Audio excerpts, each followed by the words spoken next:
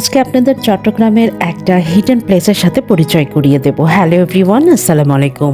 ভিডিওটা একটু বড় হয়ে গেছে, কিন্তু আশা করব আপনাদের ভিডিওটা অনেক অনেক ভালো লাগবে। তাহলে চলেন রিসোর্টের রুমে ঢোকা যাক। এটা আমাদের রুম ছিল। রুমে ঢোকার পরই অনেক কোজি এবং ওয়ার্ম ফিল হচ্ছিল। আসলে সত্যি কথা বলতে আমরা চাচ্ছিলাম ঈদ পরে একটু নেচারের কাছে যেতে, এই জন্য চট্টগ্রামের অনেক ভেতরের একটা রিসোর্টে কিন্তু চলে এসেছি।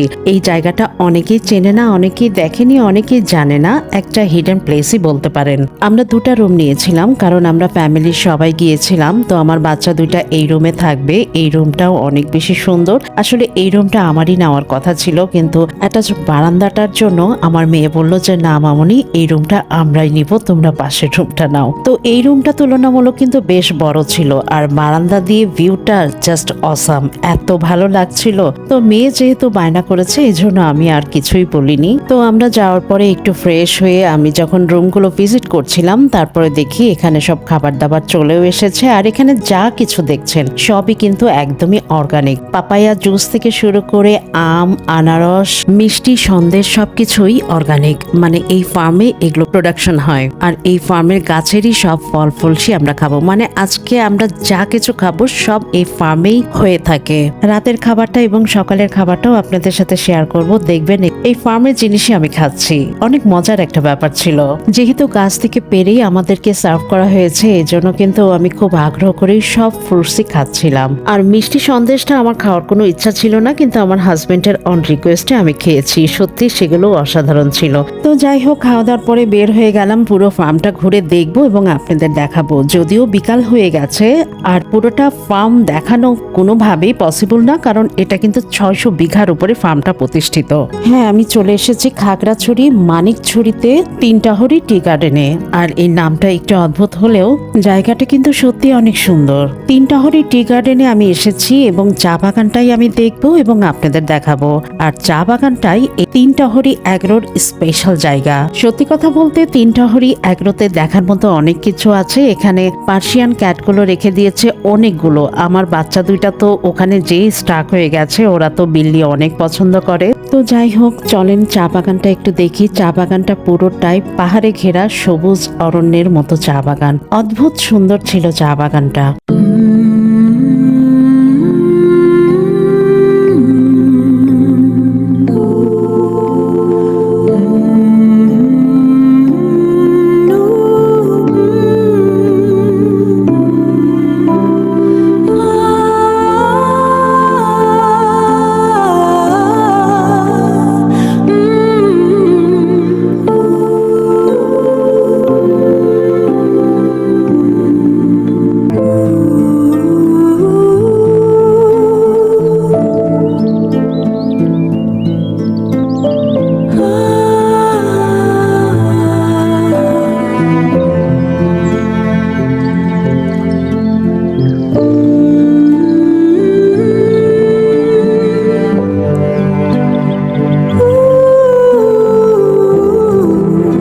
তিনটাহরির এই চা বাগানটা দেখতে দেখতে ঘুরতে ঘুরতে কিন্তু সন্ধ্যা হয়ে গিয়েছিল। তো আমরা রিসোর্টেও চলে আসলাম। তো রিসোর্টে আসার পরে একটু ফ্রেশ হওয়ার পরে আমাদের আবারও খাবার সার্ভ করলো।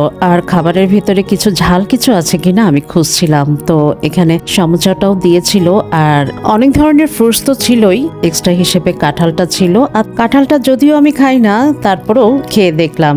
আর চা বাগানের চা তো ছিলই। তো চা নাস্তা খাওয়ার পরে আমরা আমাদের মতোই সময় কাটাচ্ছিলাম। তো আমরা বলেও রেখেছিলাম যে ডিনারটা একটু লেট করে করব, 10:30টার পরে যাব। তো ডিনার টাইমটা হয়ে গেছে, আমি কিন্তু ডিনারেও চলে এসেছি। আবার যারা আমার ভিডিওটি দেখছেন তারা আবার মনে করেন না যে আপু সবসময় খাওয়ার উপরই থাকে। আসলে কিন্তু ব্যাপারটা সেটা ছিল না। তো ডিনারে এত অর্গানিক খাবার দেখে এবং এত আয়োজন দেখে আমার তো খুবই ভালো লাগছিল যে যাক, একদম অর্গানিক ফুডগুলোই খাবো। আসেন আপনাদের সাথে শেয়ার করি কি কি ডিনার করেছিলাম। টেবিলে যা কিছু দেখছেন সবই কিন্তু এই ফার্মের প্রোডাকশন। মাছ বলেন, এই যে ভেড়ার মাংস বলেন, সবই কিন্তু এই ফার্মের। কাঁকরোল দিয়ে ছুরি শুটকির একটা ঝোল ছিল, অনেক মজার ছিল। চিকেন ছিল, বেগুন ভাজা ছিল, মরিচ ভর্তা ছিল, আলু ভাজি ছিল, অনেক কিছু ছিল। এগুলো সবই এই ফার্মের। সত্যি কথা বলতে ভেড়ার মাংসটা আমরা সবাই অনেক বেশি এনজয় করেছিলাম। আর এই ভাতের চালটা যে দেখছেন সেটাও কিন্তু এই ফার্মেরই প্রোডাকশন। চিন্তা করেন। আর এই দইটা যে খাচ্ছি এখন, এটাও কিন্তু টি গার্ডেনের গরুর ফার্মের দুধ দিয়ে তৈরি। তো ডিনার করার পরে আমরা আমাদের রুমেও চলে এসেছি। এসেছি আর আমরা আমাদের মতোই সময় কাটাচ্ছিলাম। তারপরে রাত 1টার দিকে আমার হাজবেন্ড বলল যে চলো টক আমগুলো লবণ দিয়ে খাই। তো যা ভাবনা তাই কাজ, আমরা অনেক রাতে বসে বসে টক আম খাচ্ছিলাম আর প্রকৃতিটাই এনজয় করছিলাম। তারপরে ফ্রেশ একটা ঘুম দিয়েছিলাম, ঘুম থেকে উঠেছিও বেলা করে, কারণ এখানে তো রিল্যাক্সের জন্য এসেছি, তাড়াহুড়ার কোনো আমাদের মাথা ব্যথা ছিল না। তো আমি এখন সকালের ব্রেকফাস্ট আমি করতে এসেছি। তো সকালের ব্রেকফাস্টটাও কিন্তু অনেক বেশি ইন্টারেস্টিং ছিল। তো একটা কথা বলে রাখি, কেউ যদি প্রকৃতির মাঝে একদম নিরিবিলি কোথাও ঘুরতে যেতে চান তাহলে কিন্তু অবশ্যই খাগড়াছড়ির এই মানিকছড়া এই টি গার্ডেনটিতে আপনারা ঘুরতে আসতে পারেন, অনেক ভালো লাগবে।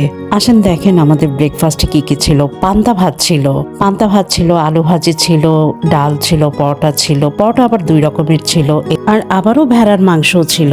যাই হোক, আমরা পরোটা, ভেড়ার মাংস, আলু ভাজি এগুলোই খেয়েছি, পান্তা আর খাইনি। ভিডিওটি দেখার জন্য অসংখ্য অসংখ্য ধন্যবাদ।